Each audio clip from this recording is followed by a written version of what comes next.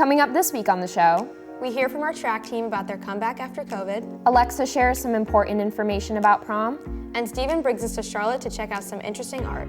It's Friday, April 16th, and the buzz starts right now. Happy Friday, Fort Mill. I'm Emma. And I'm Sophie. Since coming back from spring break, our Yellow Jacket athletes are back on the grind. Let's pass it over to Delaney with sports. Hey Fort Mill, I'm Delaney, and you're watching The Buzz Sports.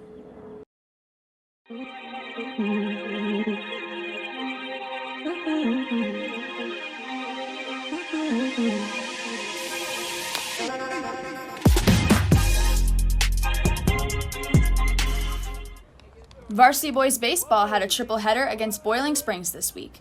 The boys lost the first two matches and will travel to Boiling Springs tonight for the final game. Varsity girls softball batted up against Clover on Tuesday and lost 9-10 in a close match. And on Thursday, the girls took on Indian Land and won 8-2. Boys varsity soccer traveled down to Boiling Springs on Monday and won 2-1. And the boys will challenge Gaffney away tonight. Girls varsity soccer faced off against Boiling Springs on Tuesday and won 4-0. And the girls will take on Gaffney tonight at home for their senior night. Boys varsity golf competed in a tri-meet on Thursday and beat both teams with a score of 150. And the boys will compete in the Fleischer Invitational this weekend. Varsity boys lacrosse challenged Clover on Wednesday and won 7-6. And on Thursday, the boys faced off against Boiling Springs and won 11-5. Girls varsity lacrosse clashed against Clover on Monday and won 19-10. And on Thursday, the girls faced off against Boiling Springs for their senior night and won 16-3. Varsity boys tennis challenged Boiling Springs on Tuesday and won 6-0. And on Thursday, the boys battled Gaffney and won 6-0. The track team competed in a tri-meet at South Point and beat both teams. The track team has been hit hard by COVID cases this past month. I had a chance to talk to Coach Ambrose to see how the team is rebounding and preparing for the rest of the season. I'm Delaney reporting for the Buzz Sports. We had our first meet was at Northwestern on a Tuesday. It went well. And then on the bus ride home, well, not on the bus ride, but that next day, we found out that one of our players had tested positive. So when it was all said and done, I think we had 8 positive cases and around 24 or 25 quarantined on the boys team. Yeah, after that, the district was, we were in contact or talking to the district with our nurses, Coach Hartso, and they had decided that I think it would be best for what they called a 14-day pause from our last positive case, which was fine. It was,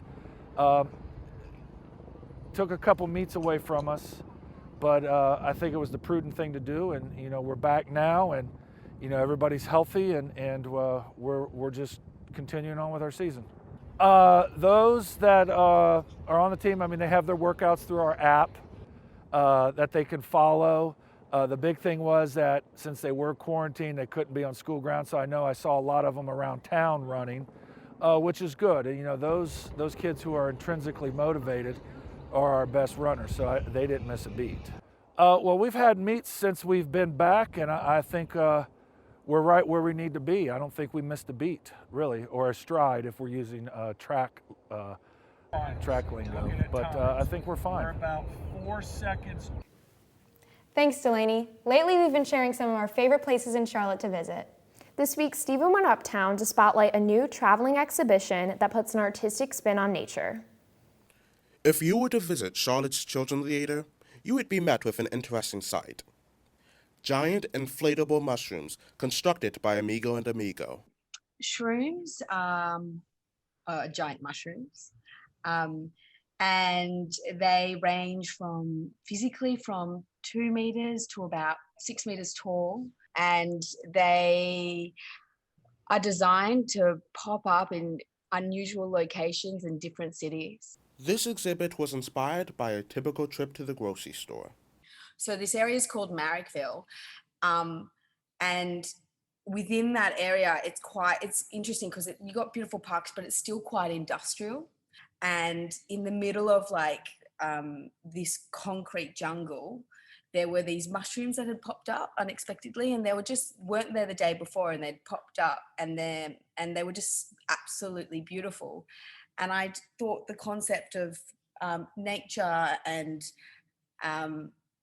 mushrooms, how they pop up in all these unexpected places. These mushrooms have helped connect people around the world. We've been getting sent Instagrams and TikToks and all this social media stuff, and people are really engaged, and that's been really fun. Shrooms will be illuminated until the 18th, so check them out while you still can. And make sure to visit Amigo and Amigo's Instagram to share your story with this exhibit and check out their future projects.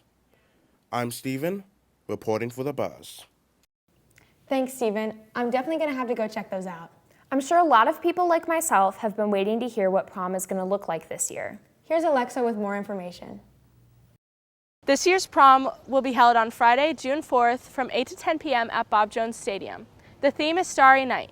You can dress formal or semi-formal and masks are required.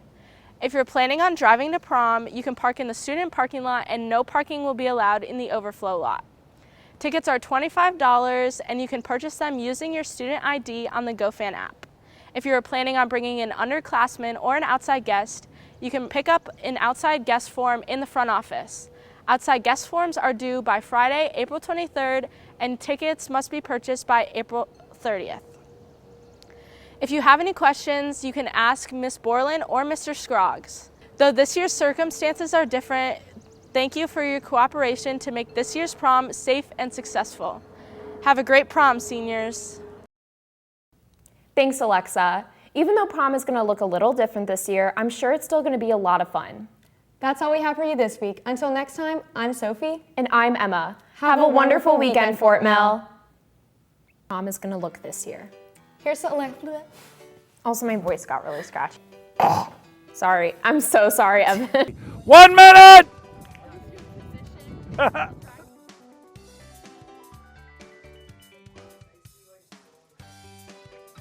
This week, Stephen went down to spotlight a traveling exhibition.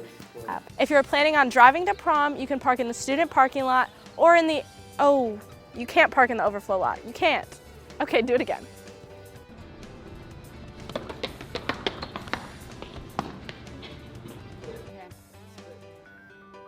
Hey Fort Mill, I'm Delaney and you're watching the Stop!